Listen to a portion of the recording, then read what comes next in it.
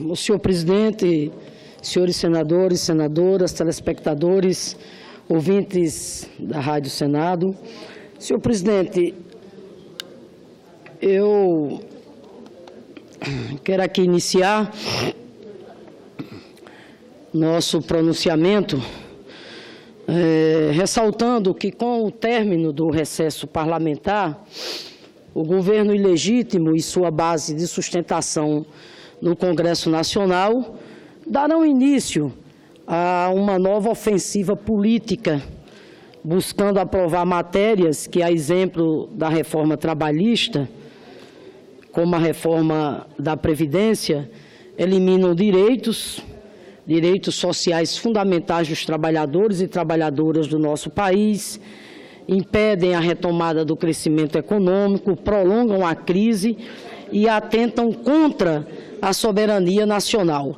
Para tanto, o primeiro desafio do presidente ilegítimo, o senhor Michel Temer, será garantir os votos necessários para livrar a sua cara através do arquivamento da denúncia, que não foi apresentada pela oposição, foi apresentada pela Procuradoria-Geral da República.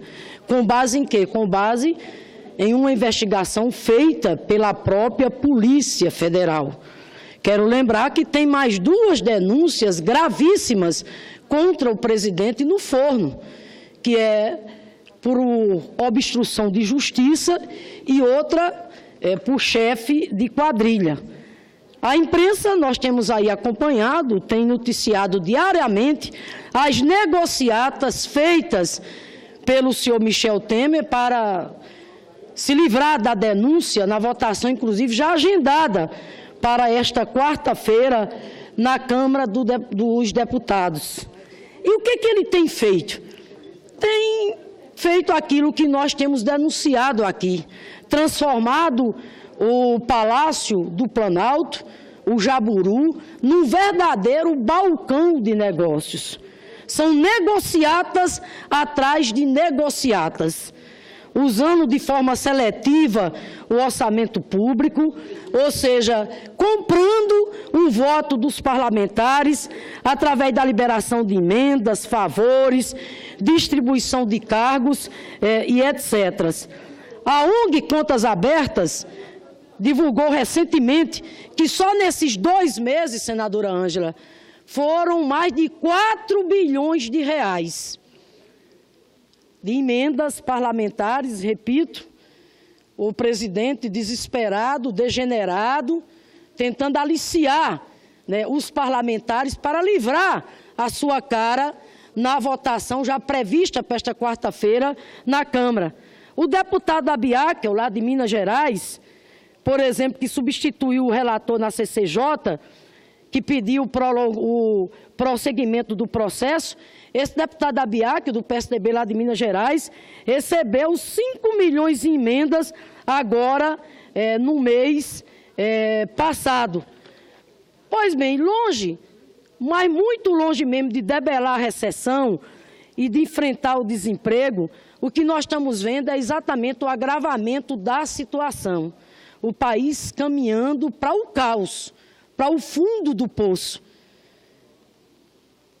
Eles aprovaram a PEC aqui do teto de gastos, dizendo que era para salvar o Brasil.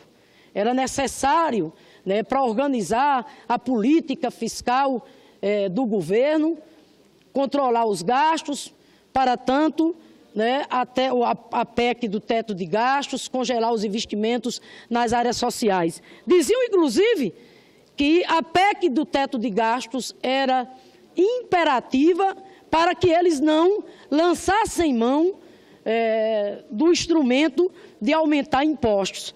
Pois bem, a despeito dos alertas feitos aqui pela oposição com relação à PEC do teto de gastos, o Congresso Nacional aprovou e o que foi que se viu agora recentemente? O governo simplesmente anunciou aumento de impostos logo aonde? Na gasolina, elevando o PIS/COFINS da gasolina, com todo o efeito cascata que tem o aumento na gasolina, pelo quanto vai impactar no frete, na questão do custo dos alimentos, etc. Mas não se contentou só com isso. usou a tesoura novamente para cortar o orçamento. Desta vez, contingenciou mais 5,9 bilhões do orçamento. E o que isso acarreta? Acarreta mais prejuízos para a população, tanto do ponto de vista dos serviços públicos essenciais, como do ponto de vista dos investimentos. As obras do PAC, senador Lindenberg, foram para o beleléu. As obras do PAC, que já tinham perdido 30% dos recursos previstos no orçamento, agora foram mais uma vez afetadas. Os estados, inclusive do Nordeste, são os mais prejudicados com essa medida, esse novo contingenciamento que afetou mais uma vez o programa de aceleração do crescimento. Lá no meu estado, por exemplo, o Rio Grande do Norte, esse novo contingenciamento no PAC vai simplesmente, pode atrasar ou cancelar a conclusão de centenas de obras de empreendimentos, muitos deles essenciais para o povo do Rio Grande do Norte, como, por exemplo, a duplicação da reta Tabajara, que nesse momento está paralisada em função de um questionamento no Tribunal de Contas da União.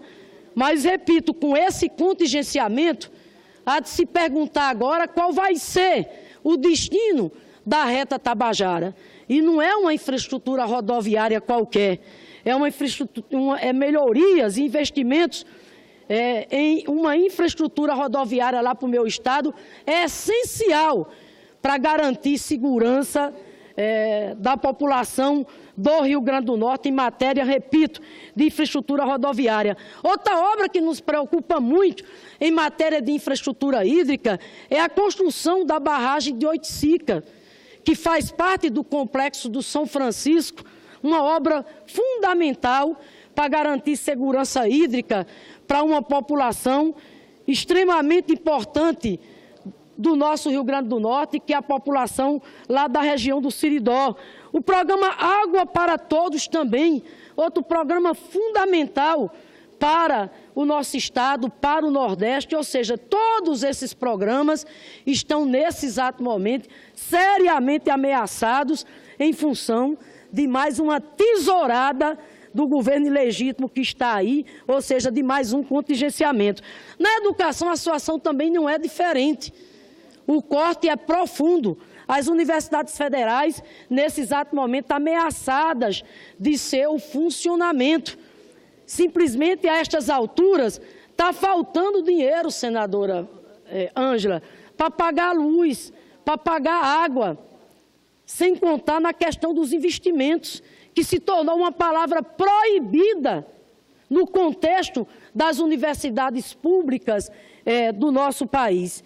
Enquanto isso, o que nós estamos assistindo? Repito, o governo que está aí, com os cofres escancarados, para comprar, repito, mandato parlamentar, para comprar o voto dos parlamentares, para livrar a sua cara diante das denúncias graves que hoje pairam sobre o presidente da República. De forma que eu quero aqui, senhor presidente, dizer que nós do Partido dos Trabalhadores, da oposição, vamos continuar aqui bravamente denunciando essa situação, porque é um escárnio o que está acontecendo com o nosso país.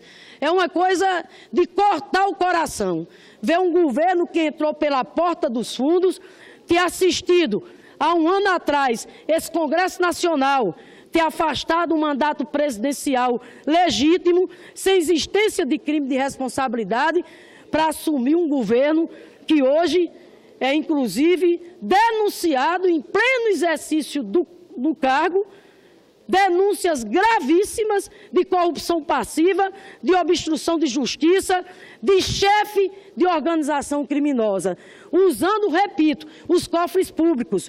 Porque enquanto falta dinheiro, senadora Gleisi, para garantir o funcionamento das universidades, para garantir os investimentos no PAC, para fazer com que o Brasil não desça ladeira abaixo, para voltar o chamado mapa da fome. Enquanto isso, repito, os cofres escancarados através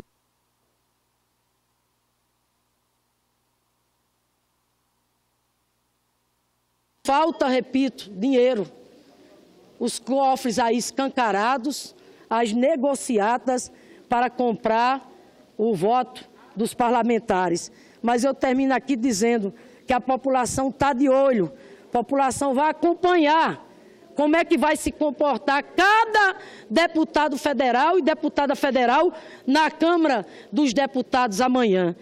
E, por fim, dizer que, com arquivamento ou não dessa denúncia, nós vamos continuar aqui na luta, porque temos clareza que só com muita mobilização, senadora Vanessa, com jornadas e mais jornadas de lutas e de mobilização, é que nós vamos conseguir interditar esse governo ilegítimo que aí está, que vem felicitando tanto o povo brasileiro, trazer a democracia de volta através da realização de novas eleições diretas já.